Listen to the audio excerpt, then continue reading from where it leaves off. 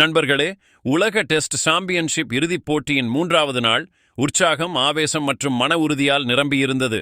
இந்த களம் 2 ஜாம்பவான் அணிகளான ஆஸ்திரேலியா மற்றும் தென்னாப்பிரிக்காவிற்கு இடையிலான மகா யுத்தம். ஆட்டம் முன்னேற முன்னேற கதைக்களத்தில் புதிய திருப்பங்கள் வந்து கொண்டே இருக்கின்றன. ஆகையால் இன்று நம்ம நியூஸ் கிரிக் சேனலில் இந்த பரபரப்பான போட்டியின் முழு ஹைலைட்ஸை உங்களுக்கு வழங்குவோம். எனவே இந்த காணொளியை இறுதி வரை கண்டுகளியுங்கள். நண்பர்களே, முதலில் உங்களுக்கு ஒரு தகவலை சொல்ல வேண்டும். ஆஸ்திரேலியா முதலில் பேட்டிங் செய்து 212 ரன்கள் எடுத்தது. பதிலுக்கு தென்னாப்பிரிக்கா அணி முதல் இன்னிங்ஸில் வெறும் 138 ரன்களுக்கு சுருண்டது. ஆஸ்திரேலிய பந்துவீச்சாளர்கள் பேயாட்டம் ஆடினார்கள். பாட் கமின்ஸ், ஸ்டார்க் மற்றும் ஜோஷ் ஹேசில்வுட்டின் மூவரும் சேர்ந்து ஆப்பிரிக்க பேட்ஸ்மேன்களை நிலைக்க விடவில்லை. பிறகு ஆஸ்திரேலியா தங்களின் 2வது இன்னிங்ஸை தொடங்கியது. 2வது நாள் ஆட்டம் முடிவில் அவர்கள் 8 விக்கெட் இழப்பிற்கு 144 ரன்கள் எடுத்திருந்தனர். தென்னாப்பிரிக்கா 3வது நாள் ஆட்டத்தின் தொடக்கத்திலேயே ஆஸ்திரேலியாவின் இன்னிங்ஸ் முடிவுக்கு வரும் என்று எதிர்பார்த்தது. ஆனால் அது நடக்கவில்லை. ஆஸ்திரேலியாவிற்காக ஸ்டார்க் மற்றும் நேதன் லியான் பேட்டிங் செய்ய வந்தனர். நாளின் முதல் பந்திலிருந்தே தென்னாப்பிரிக்கா அழுத்தம் கொடுக்கத் தொடங்கியது. 2வது ஓவரிலேயே ககிசோ ரபாடா நாதன் லியானை LBW முறையில் அவுட் செய்து ஆஸ்திரேலியாவுக்கு நாளின் முதல் அடியை கொடுத்தார். லியான் வெறும் 2 ரன்கள் மட்டுமே எடுத்தார். மேலும் ஆஸ்திரேலியாவின் ஸ்கோர் 146 ரன்களுக்கு 9 விக்கெட்டாக ஆனது. இப்போது ஆஸ்திரேலியாவின் கடைசி விக்கெட்டும் விரைவில் விழும் என்றும் ஆப்பிரிக்காவுக்கு அதிக பெரிய இலக்கு கிடைக்காது என்றும் தோன்றியது. ஆனால் அப்போது களத்திற்கு வந்தவர்கள் மிட்செல் ஸ்டார்க் மற்றும் ஜோஷ் ஹேசில்வுட். இந்த இருவரும் செய்த காரியம் ஆப்பிரிக்க பந்துவீச்சாளர்களுக்கு ஒரு கெட்ட கனவை விட குறைவானது அல்ல. ஆஸ்திரேலியாவின் கடைசி ஜோடி மீது எந்த பெரிய எதிர்பார்ப்பும் இல்லை. ஆனால் மிட்செல் ஸ்டார்க்கின் எண்ணங்கள் வேறு மாதிரி இருந்தன. ஒருபுறம் ஸ்டார்க் ஆக்ரோஷமான பாணியில் பேட்டிங் செய்த போது, மறுபுறம் ஜோஷ் ஹேசில்வுட் முழு பொறுமையுடனும் புத்திசாலித்தனத்துடனும் அவருக்கு ஆதரவளித்தார். இருவரும் விக்கெட்டுகளை பாதுகாத்ததோடு ரன்களையும் சேர்த்தனர்.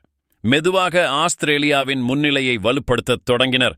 64வது ஓவரில் ஸ்கோர் 200ஐ கடந்தபோது ட்ரெஸ்ஸிங் ரூமில் அமர்ந்திருந்த ஆஸ்திரேலிய வீரர்களின் முகங்களில் ஒரு நிம்மதி பெருமூச்சை தெளிவாக காண முடிந்தது.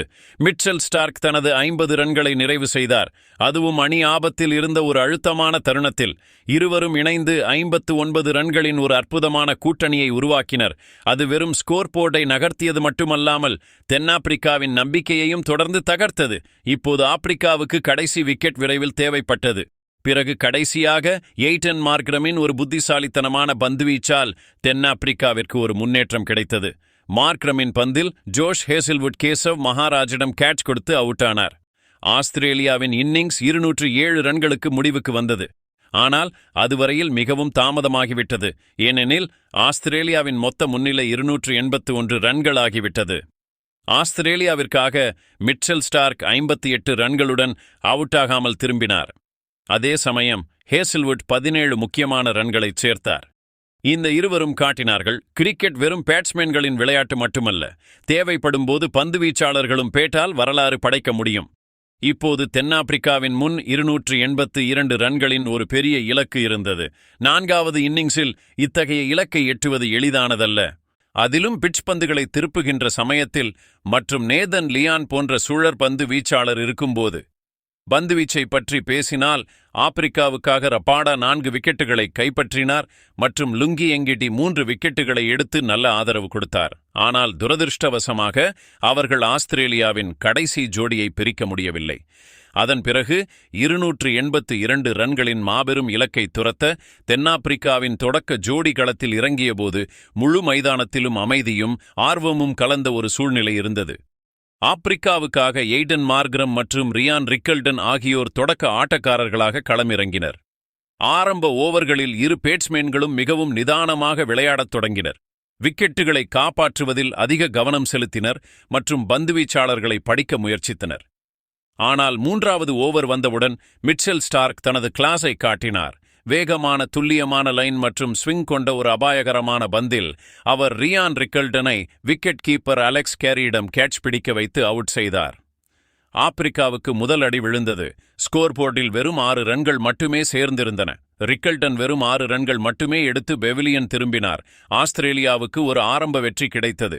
இப்போது ஆப்பிரிக்காவுக்காக வியான் மூல்டர் களத்திற்கு வந்தார். ரன்களை துரத்துவது எளிதல்ல, ஆனால் மூல்டர் மற்றும் மார்க்ரம் இருவரும் ஆப்பிரிக்காவின் இன்னிங்ஸை காப்பாற்றியது மட்டுமல்லாமல் நம்பிக்கையுடன் விளையாடத் தொடங்கினர். இந்த இரு பேட்ஸ்மேன்களும் ஒரு நேர்மறையான அணுகுமுறையை எடுத்தனர். மோசமான பந்துகளை பவுண்டரிக்கு அனுப்ப ஒரு துளி கூட தாமதிக்கவில்லை. அதே நேரத்தில் நல்ல பந்துகளுக்கு மரியாதை கொடுத்தனர்.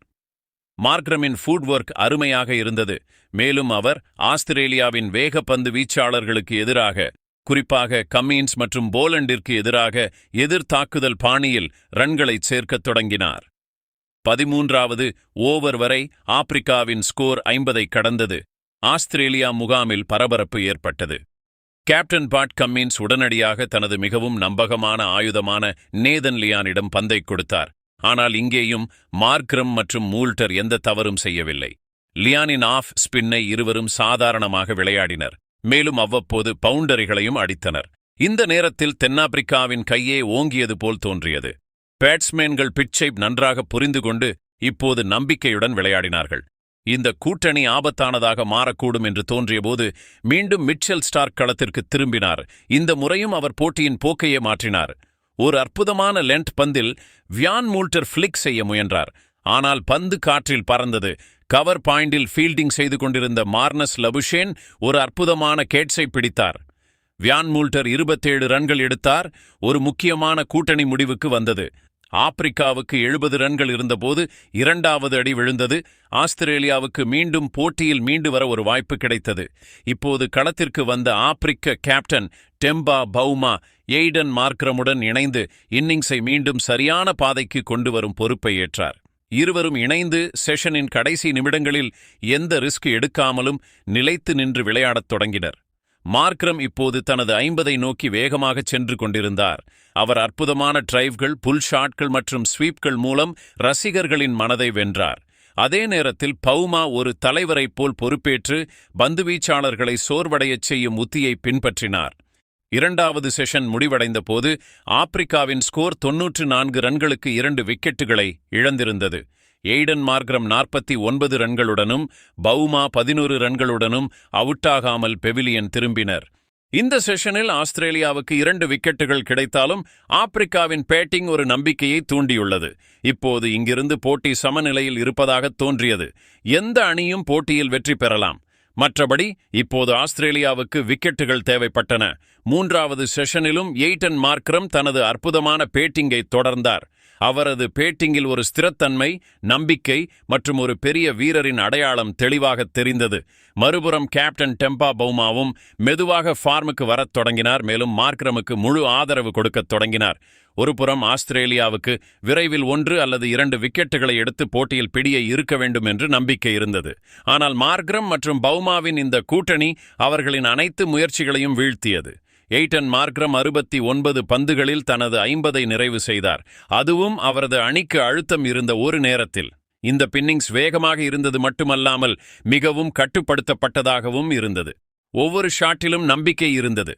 ஒவ்வொரு ரன்னிலும் தென்னாப்பிரிக்கா ட்ரெஸ்ஸிங் ரூமின் நம்பிக்கைகள் இணைந்திருந்தன.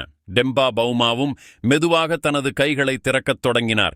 ஆரம்பத்தில் அவர் நிதானமாக விளையாடினார். ஆனால் தனது டெம்பரமெண்ட்டை செட் செய்த பிறகு அவர் ஆஸ்திரேலிய பந்துவீச்சாளர்களை துவம்சம் செய்தார். குறிப்பாக ஆஸ்திரேலியாவின் வேகப்பந்து வீச்சாளர்களுக்கு எதிராக பவுமா சில மிகவும் கவர்ச்சியான பவுண்டரிகளை அடித்தார். இது மைதானத்தில் அமர்ந்திருந்த தென்னாப்பிரிக்க ரசிகர்களுக்கு உற்சாகத்தை அளித்தது. மெதுவாக இரு பேட்ஸ்மேன்களும் அணிக்கு 150 ரன்களை நிறைவு செய்தது மட்டுமல்லாமல் தங்கள் அரை சத கூட்டணிக்கான ரன்களையும் நிறைவு செய்தனர். இந்த கூட்டணி வெறும் ரன்களின் கூட்டணி அல்ல, இது ஒரு நம்பிக்கையின் மற்றும் லயத்தின் கூட்டணி.